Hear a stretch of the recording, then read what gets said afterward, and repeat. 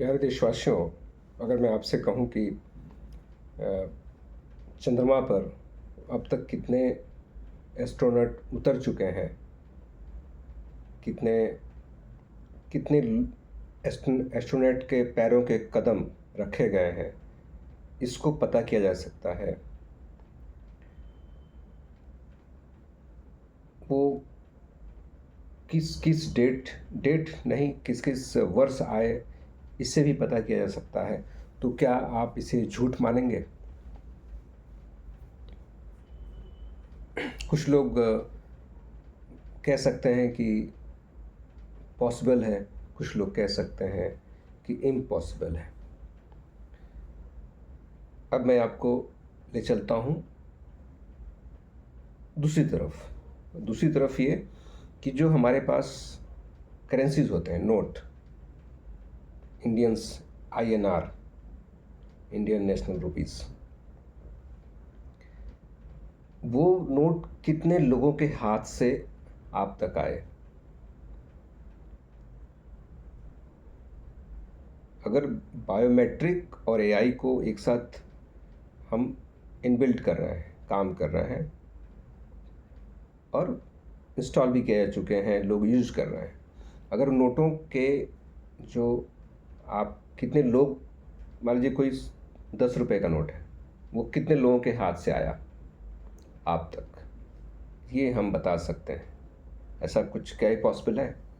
मैं जस्ट ऐसे ही मेरे मन में आया कि कुछ बात किया जाए इस पर। मान लीजिए कोई रुपया है, कोई 10 रुपये का नोट है, हमारे माननीय प्रधानमंत्री या हमारे माननीय राहुल गांधी जी उसको यूज़ कर चुके हैं, क्योंकि नोट का पता नहीं कि वो किस शख्स ने, हो सकता है कि देश के बड़े बड़े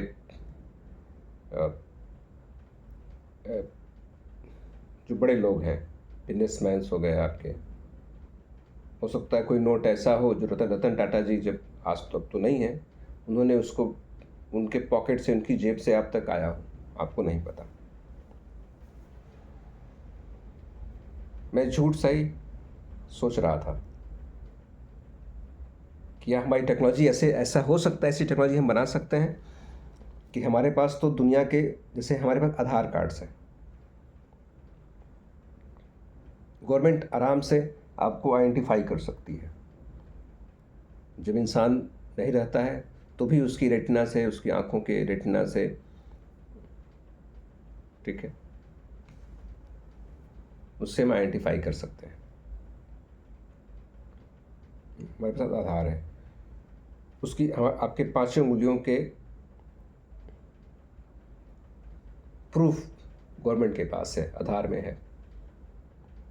मैं ये बात क्यों कह रहा हूँ? मैं बात इसलिए कह रहा हूँ